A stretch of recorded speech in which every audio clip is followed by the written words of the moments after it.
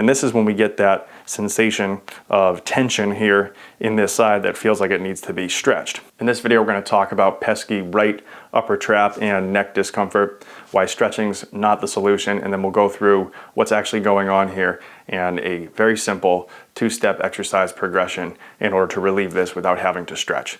So without further ado, let's get right into the video.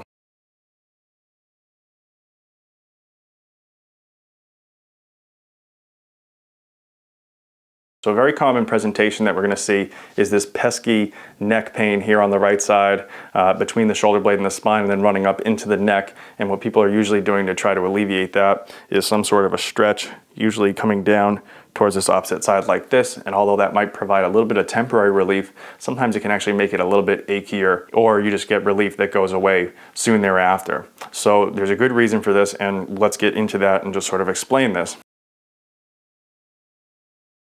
So what you usually have going on under these circumstances is you have an upper rib cage that's turning towards the right side. So the sternum, spine, and upper ribs are all turning to the right. In order to initially get that turn to the right, what we have to do is we have to compress the back of the left side and the front of the right side. And you can see how that creates a turn. Then we have this rib cage on the back of the right side that's further back than on the left side. And so the muscles that go from the spine to the shoulder blade under these circumstances get a little bit stretched out, and they're in an eccentric position. In order to maintain balance and equilibrium, we then have to compress this in order to make sure that we're not getting too far turned towards the right side. And this is when we get that sensation of tension here in this side that feels like it needs to be stretched. Unfortunately, when we stretch it, we just relieve the press back to the other side, so we just enhance that rightward turn, and then this gets achy because it's being held in that eccentric position and now is a little bit temporarily weakened from that stretch. So what we need to do is a two-step process. We need to create space on the back of the left side so that we can turn towards that side, and then we have to use the muscles here that are stretched out in order to turn back towards that side. So depending on the exact presentation, we might go about this a little bit differently, but very generally you can achieve this through this simple two-step process. So our first step is actually going to be to create some space on the back of this left side so that we have somewhere to turn towards. So a great way to do this is with a supine cross connect with the left arm reaching towards the right knee, and that's going to look like this. So we're going to have a left foot on a wall supported by a foam roller, slight bend in the knee. We're going to keep the right foot, knee, and hip all in a line. We're going to bring those up and across towards the left side. This is going to turn us onto our left side. We'll feel heavier on the left side here. Then we're going to reach up with the left elbow towards that right knee, but we're not going to release the heaviness on the left side.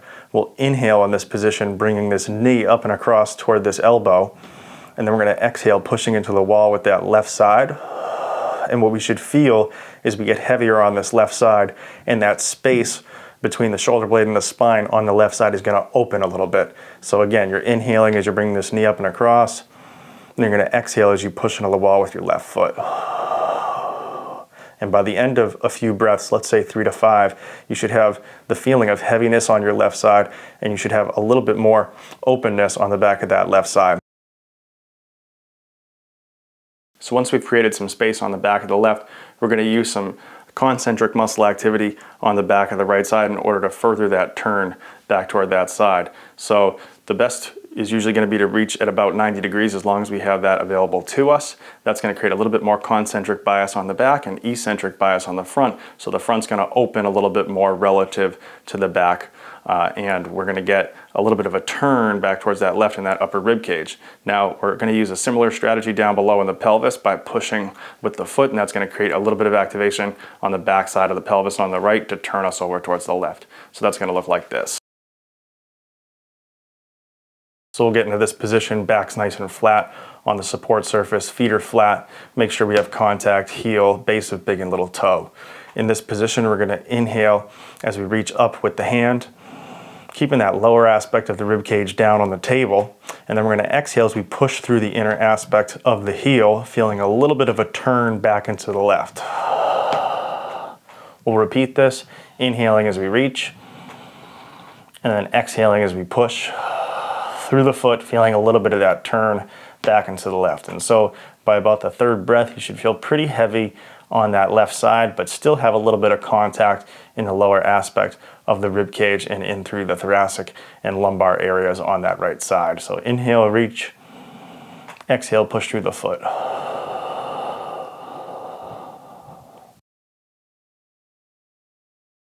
So there you have it. To review, we had to do a little two-step process there. We opened the back of the left side first to give us somewhere to go to, and then we used some of that concentric muscle activity on the back of the right in order to turn back towards that left and also open up the compression on the front of the right side. We did the same thing down in the pelvis so that we were able to rotate the entire axial skeleton back towards the left. And I think if you do this, you're going to find that you don't have to stretch that pesky right upper trap and neck area, and you're not going to have that same discomfort. So if you like this video, go ahead, like it, comment below with any questions, and we'll follow up down there. If you haven't already, subscribe to the channel, and thanks a lot for watching, and we'll see you in the next video.